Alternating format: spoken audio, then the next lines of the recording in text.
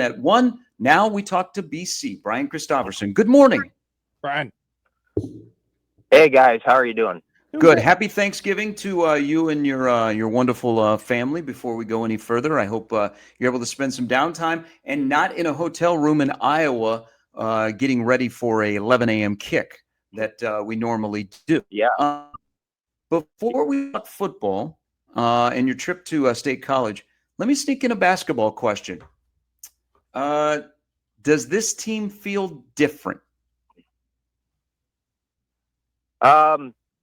Yeah, they do. I thought Friday night it was different in the sense that was a game in past years.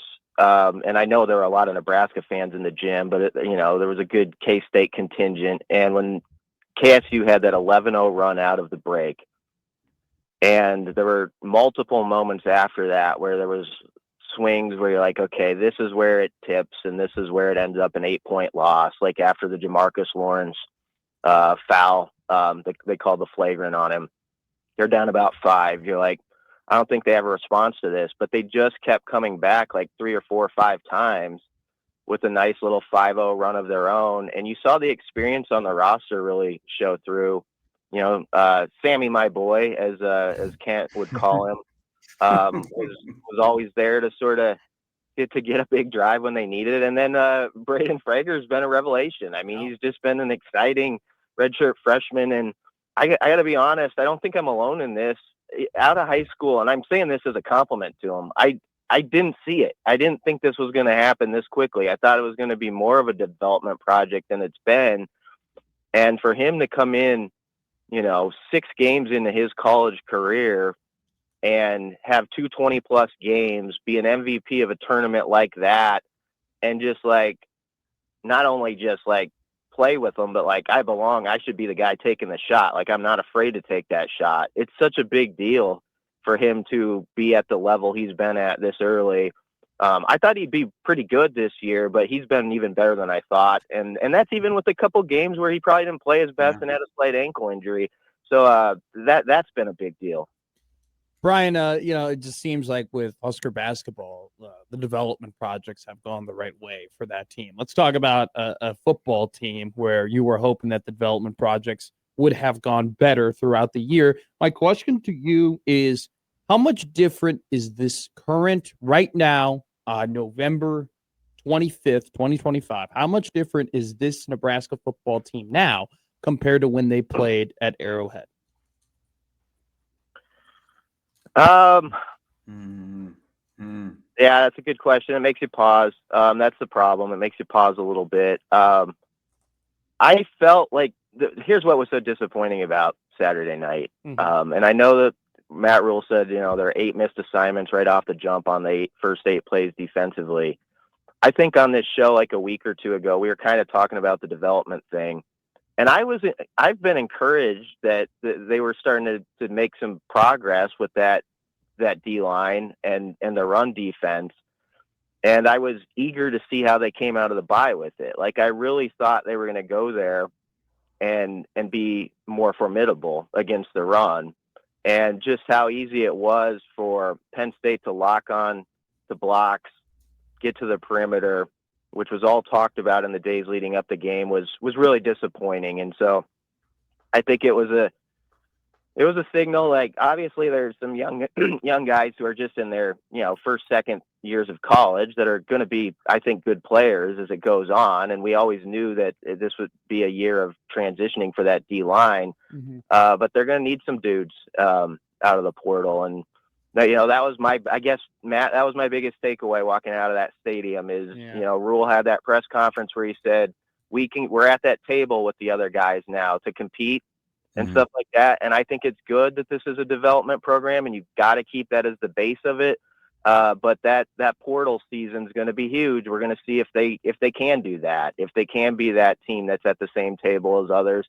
And just because you have money doesn't mean you succeed, obviously, too, and who you pick up. So it's going to have to be a very smart acquisition season for Nebraska football.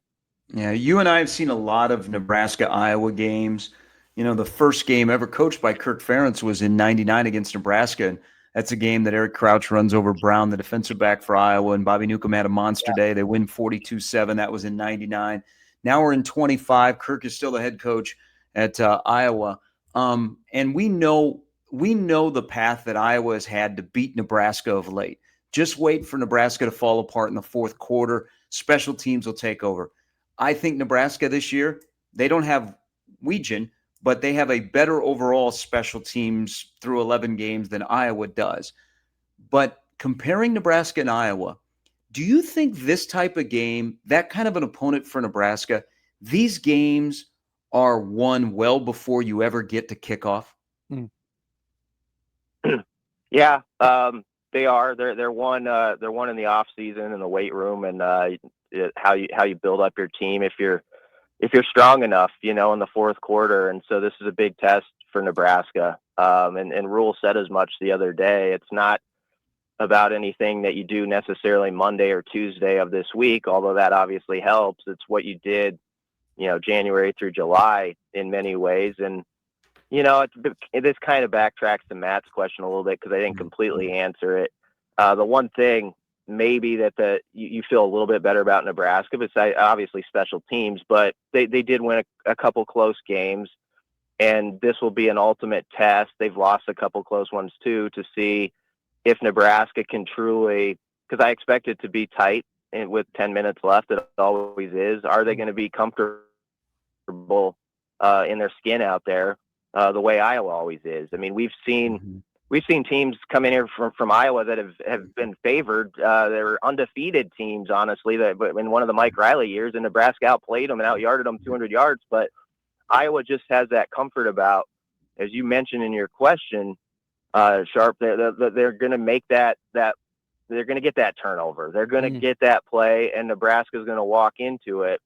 And so that's a big question to answer for this team Friday. If they can feel at home when it's a tight game, and if young TJ, how he operates against that Phil Parker defense, and knowing when to take the shot and also knowing when to fold your hand on occasion. That's a key against these guys. Brian, I think you could chalk up the Michigan game to, all right, hey, they're a little bit more talented, bad matchup, whatever. You can chalk up the the Minnesota game as maybe they're a young team, tough schedule break there, short week, you play a lot of games in a row. It happens. You can chalk up the USC game to the Dylan Raiola injury. What do you chalk this Penn State loss up to? A team that was out talented, I thought. Penn State, I do think, was motivated for it, not only for their seniors, but I was surprised, guys, by the kick of support that suddenly emerged around Terry Smith, like after the game. And I maybe everyone was caught up in just the butt kicking and enjoying it so much. And, that sort of stuff happens sometimes right after the moment. But that was a huge storyline as we were leaving the stadium. Brunson and I was all the Terry Smith talk, who suddenly it was like that was a real thing, like about being the head coach, and his players, I think, really wanting to prove it, that he could be that guy. And I think you saw a little taste of not that there's animosity, but I think Penn State wanted to take it to Nebraska a little bit with the fake punt, which I didn't. That's fine to run it. I'm not saying it's a bad deal, but, that's the type of play you run when you're kind of like, let's attack all night long against these guys. We're up 20. We're still going to do this. And so when we saw Nebraska play a Penn State team that had that kind of juice and wanted to play, I think we saw how significant that gap still was in the trenches, in particular on the defensive line and the front seven. And so Nebraska's got to do a lot of exploring there and think about who's developing and has it in them to be part of this project over the next few years, and then what you need to supplement that. And they're going to have to nail it there, because I just felt like right there, as I said, going into it, I had some optimism that Nebraska was kind of trending right and could slow it down a little bit, and it just was not the case. And so it was kind of a reality check in that way. Yeah, whoever we don't know what's going to happen with Terry Smith, and you're right. I mean, the chance, and then players had signs at the end of the game. Yeah, they did. And Terry Smith probably great interim. Is he the long term? If he's not, and Nebraska has an opening on their staff, like let's say Addison Williams gets plucked to go back to the South, and Terry Smith was a wide receiver. He was hired by Rule as a wide receiver at Temple 12 years ago, and he's been the cornerback coach at Penn State for a long time. I'd look at hiring him because there's something in him that got his team to play like they have over the last couple of weeks. But that's a side note. Part of what they were able to do is they didn't overthink this. They had more talent, but they have a two-headed monster in the backfield, and they just continually handed the ball off Allen and Singleton and said either between the tackles or get on the perimeter because we don't think Nebraska can stop you. And this is going to be a discussion in the offseason. Amongst it all, it's a daily thing. Is it strictly talent on Nebraska stopping the run, getting bigger on the defensive line? Or do you think there may be like some schematic, and this might be a deeper later in the year discussion, a schematic shift on how to stop the run where it's not just the guys up front, but it's the second and third level so we don't have these broken run fits that we continuously talk about? Yeah, I'm sure they'll look at some of the scheme stuff that they can change, even though Rule kind of downplayed that yesterday. I think of the things you listed there, part of it's getting bigger too. I mean, some of those guys that are out there, as I say, they're like second-year guys, and this is a league where you have to, and I know it's an old phrase, and sometimes people connect it to Frost, so they kind of chuckle at it, but get old, stay old. Mm-hmm. I do think it's a reality, like on the defensive line, where like last year, even if you didn't feel good about certain parts about Nebraska's team, there was always that thought that Ty Robinson or a Nash or even like a Jamari Butler, if he was healthy, could wreck a game, right? Like MJ Sherman too is an underrated guy lost from that team. Yeah. And like, think about like Ohio State, that game. That was obviously their best day, but they wrecked shop like all game long. Mm-hmm. They were dominating the team that won the national title because you had like the guys with the old man strength, that those grown guys who are 22, 23 years old. And on a given day, they could go against any 4-star lineman and get the best of them. And I just think Nebraska, we've said it all along, maybe some of these guys are just like a year or two away. Like if you look at like Cade Petchock, I think Cade Petchock is going to be a really good college football player, and he might be really good next year even. In 2 years, he could be a great college football player. So they've got guys that I like. I don't want to act like they just got to overhaul and knock everybody out the door. That's not how it works. You have to have that development. But it made it clear that you probably needed another couple guys, and not just any guys, but guys who are at 21 to 23 years old. They've got the size, the experience, and just sort of that old guy stuff in this league that it takes to go against Big Ten linemen. I think they need a couple more of them, and I thought that was on display. You know, E.J. Barthel has had a very interesting year because, early on, I think it was like a year ago about this time, maybe it was more so in December maybe, but there's rumors about maybe him going to Texas to be the running backs coach, and you're looking at his room and you're like, all right, well, he hasn't really – it's kind of fallen short of getting a blue chip, and you don't know, who the second running back is going to be. And now 11 months later, he's got a Doak Walker semifinalist, in his running back room. And then they picked up a commitment from the 4-star from North Carolina, Amir Brown. Has he, what's the renaissance in your opinion and it has been like for EJ Barthel? How has he had the biggest kind of flip on this assistant coaching staff in terms of how we now view him? Yeah, maybe how the public views him. I don't think within the walls it's been that way, but I'm kind of a Barthel a guy who respects it. I think he's a good coach and has had some recruits that I'm still interested in. Obviously, it seems like Quentin Ives, this was the year it was going to happen or not. I will keep going back to this. I don't know if they've got what they need in Mosey or Mekhi Nelson at all. And I don't mean that in a bad way to them. It's just we haven't seen enough of them. And so they very well could have some pretty good players there. actually Mekhi had one of the better runs of the night, I thought, actually, on Saturday night in his limited touches. So that was good to see, here and there. But that getting a big time recruit like Amir Brown, who he worked really hard on. He's a very good relationship builder on the recruiting scene.